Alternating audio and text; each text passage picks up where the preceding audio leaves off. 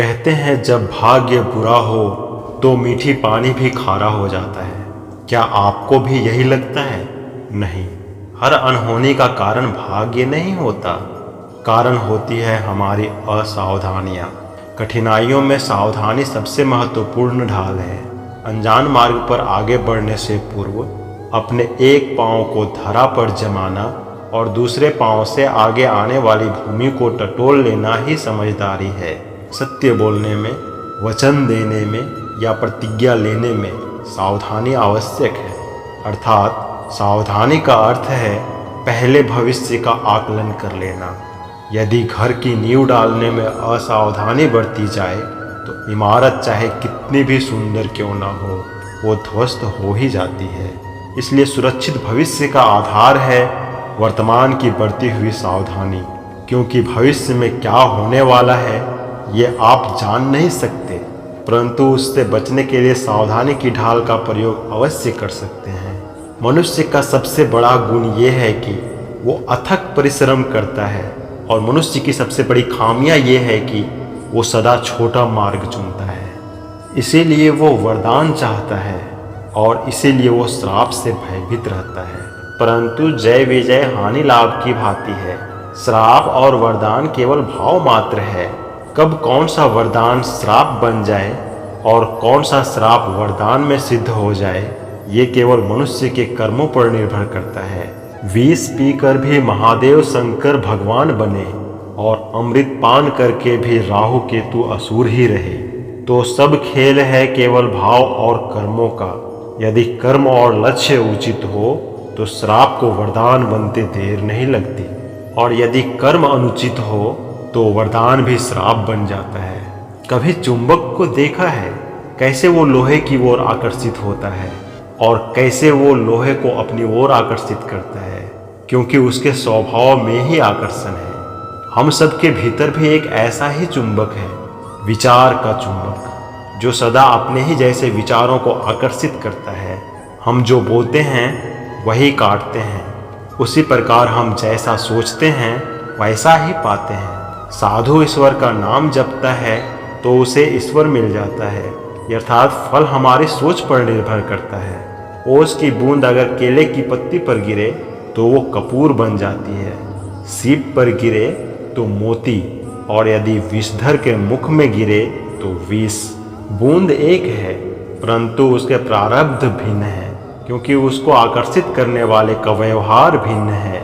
इसलिए ये आप पर निर्भर करता है कि आपको भविष्य में विष चाहिए या अमृत। स्मरण रखिए, हम वही बन जाते हैं जैसा हम सोचते हैं, जैसा विश्वास रखते हैं। यह आपका विश्वास ही है जो ये निर्धारित करेगा कि आपको विष मिलेगा या अमृत। इसलिए अपनी सोच को सुदृढ़ रखिए, सकारात्मक रखिए, तो फल भी सकारात्मक ही आएगा। जब मेघ छाते हैं तो क्या होता है? अंधकार छा जाता है।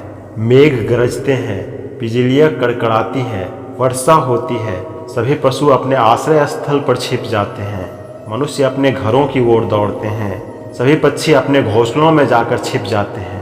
परंतु एक जीव है जो गरजते मेघों को, कड़कड़ाते बिजलियों को, भारी वर्षा को भी हरा देता है। वो जीव है बाज, क्योंकि वो समस्या के जड़ों से ऊपर उड़ता है। वो गरजते मेघ से, कड़कते बिजलियों से, भारी वर्षा से, इन सब से ऊपर है। यही अंतर है हारने वालों में और जीतने वालों में। ये युद्ध हार और जीत का नहीं, समस्या और सोच का है। यदि आप अपने सोच को छोटी रखेंगे तो समस्या बड़ी हो जाएगी, और यदि आप अपनी सोच को बड़ी रखेंगे तो समस्या छोटी हो जाएगी। मनुष्य जीवन में परिश्रम से सफल होने के लिए क्या नहीं करता? वो परिश्रम करता है, दौड़ भाग करता है, पर ये सब करने के पश्चात जब उसका काम नहीं बनता तो वो नकल करता है ना? तनिक लौटिए अपने बचपन में, स्मरण कीजिए अपने बचपन की स्मृतियों का। क्या स्मरण हुआ? क्या विद्यालय में जब आप परीक्षा देने जाते थे तो क्या होता था? आप ना सही कोई ना कोई सफलता पाने के लिए नकल करता ही था और उत्तीर्ण भी हो जाता था। परंतु जीवन की परीक्षा ऐसी नहीं होती। नकल करने वाला सफल नहीं होता, कारण विद्यालय में सबके प्रश्न पत्र एक होते हैं, परंतु जीवन के प्रश्न पत्र और उनकी कठिनाइयाँ सबके लिए भिन्न होती हैं, तो निश्चित रूप से उनके उत्तर भी भिन्न होंगे ना। इसलिए यदि आपको जीवन में सफलता पानी है तो नकल न कीजिए, स्वयं के प्रश्नों के उत्तर स्वयं ढूंढिए। हम सब अपना जीवन शांति से जीना चाहते हैं, अपना हर पल आनंद में भोगना चाहते हैं, परंतु ऐसा कर नहीं पाते। कारण क्या है? क्या कारण है ये समस्या का? क्या हमारे शत्रु इसका कारण है, या हमारे उत्तरदायित्व, या फिर समय की कमी?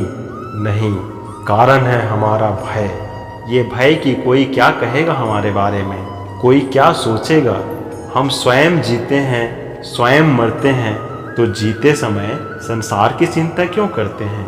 हाँ, संसार का अहित ना करें, ये बात अवश्य ही ध्यान में रखने योग्य है, परंतु संसार की सोच की चिंता करके स्वयं का जीवन नष्ट करना, ये कहाँ तक सही है? जब आप आनंद में नाचें तो ऐसे नाचें कि जैसे कोई आपको देख ही नहीं रहा है। जब गाएं तो ऐसे गाएं कि आपको कोई नहीं सुन रहा है। स्वयं को संसार समझें और इस धरा को स्वर्ग समझें। यदि अपने जीवन में आप 4 पल भी ऐसे जी पाएं तो आपका जीवन सफल हो जाएगा। इस वीडियो में इतना ही, मिलते हैं अगले वीडियो में। धन्यवाद। जय श्री कृष्ण।